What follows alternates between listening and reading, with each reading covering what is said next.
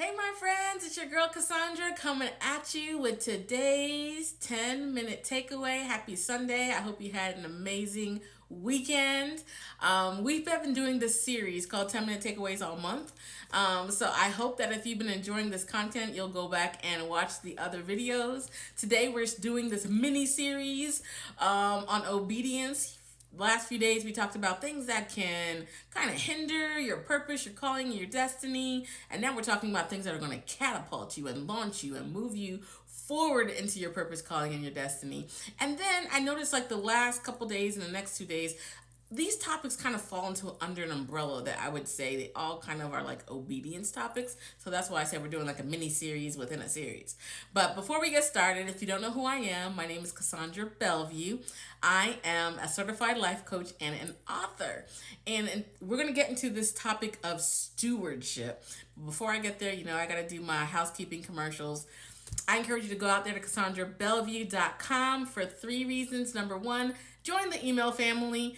If this content is helpful to you, join the email list because I will be sending out this type of content on a weekly basis.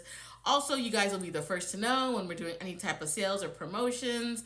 And then, we're taking 5 new clients right now. Once we have those 5 new clients, we're going to shut down registration. But then if there's an opening or somebody has to drop out for any reason, the folks on the email list will be the very first to know about any openings. So be the first to know. Join the email list. Number 2, we've got the $5 sale.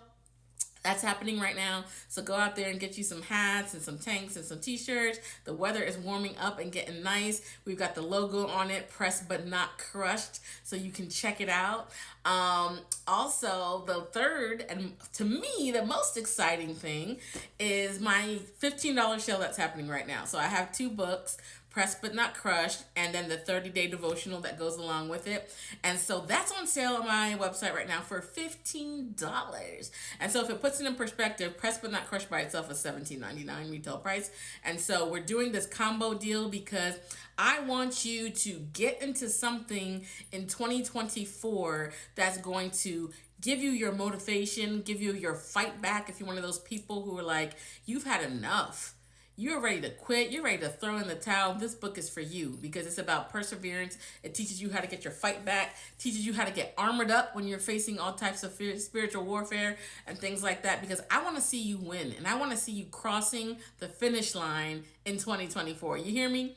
So go out there and get a set for yourself, for your friends, for your family. Start a book club, start a Bible study, because your life will be changed because it's a powerful, powerful message. And so back to the topic at hand. We're talking about, why am I doing these 10-minute takeaways? Again, we're doing these conversations because I want you to see what I'm talking to my clients about. A lot of times people get into their heads, or the enemy convinces them like, you're the only one dealing with this problem. You're the only one having this issue. He tries to isolate you and bombard you with lies, and we're not here for that, okay? I'm here to expose those lies. I'm here to show you that you are not alone. You are not by yourself. And all of us are having to work through a lot of the same things.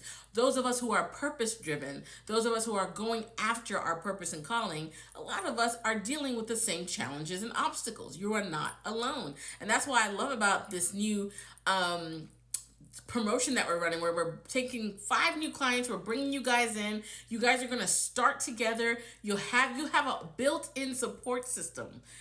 Outside of me, you have a built-in support system. We're even going to have a Facebook group just for the clients so that you guys can share and converse and talk. And I'll be posting, motivational and inspirational content in there as well. But that's only for clients. And so today we're talking about stewardship. So we've kind of been in the vein and on this topic of obedience. We talked about divine instructions, and that was yesterday. And today we're talking about stewardship. And all of these are obedience topics, but like they're very subtly different. Divine instruction, God comes and he tells you to do something, and we don't want to drag our feet. We want to jump on it. We want to do it right away. A lot of times it leads us to the next step. But stewardship, once you get the instruction and you step into it, we have to be good stewards, okay? Sometimes the instruction is something quick that you need to do. So for example, you need to start your LLC, go out there. Okay, so you got to apply for that and get that started. Sometimes Other things he'll have you do are things that are more time consuming. Like when he told me I needed to go get my life coaching certification. Okay, I had to go and do that. I had to sign up for it, and then I actually had to do the course and do the homework and do the exams and all of those things. But we have to be good stewards, because when we are good stewards, it then opens up the door to bigger opportunities. It opens up the door for us to meet folks that are going to be able to help us, elevate us, promote us, if we are good stewardships. Now, the stewards. Now, think about it just from now, we're not necessarily talking about 9 to 5 corporate jobs, but just think of it from a practical level, okay? You're in corporate America. You're working a corporate job. Maybe God has told you, hey, your purpose, I want to promote you into leadership, and, I'm going to pull you up this corporate ladder like nothing you've ever seen before. And you're like, wow, God, okay. But that means you have to be a good steward of the job that you have right now.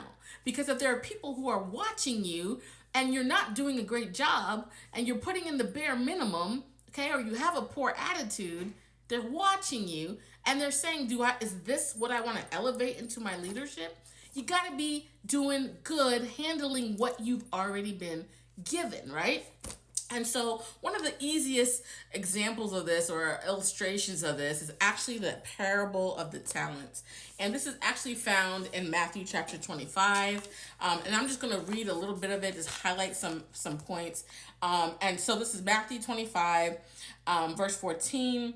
And it just talks about basically a man leaving his servants with instructions. He has 3 of them, and he basically gives one of them 5 bags of silver. He gives another of them 2 bags of silver, and he gives the third one 1 bag of silver.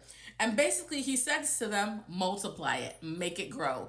I'm going to go on a journey. When I come back, make it grow. So the one who had 5 bags, he invested it. He did what he was supposed to. He turned the 5 into 5 more. So he had 10. The servant who had 2 took his 2 bags, turned it into 2, added 2 more to it, so then he had 4. And then the last guy pretty much did nothing with it. And his excuse, we laugh, but there's a lot of times where we have sounded very similar to this third servant. And basically, let's see. I want to find exactly what he says to him. Master, you gave me 2 bags to invest and I earned 2 more. Okay, great. So that was the second guy. He says, well done. And then he goes to the guy who got 1 bag. And that guy says, Master, I knew you were a harsh man, harvesting crops. You didn't plant and gathering crops. You didn't cultivate. I was afraid I was going to lose your money, so I hid it in the earth. Literally, he dug a hole. And look, here's your money back, and hands it right back to him. And the master literally calls him, you wicked and lazy servant.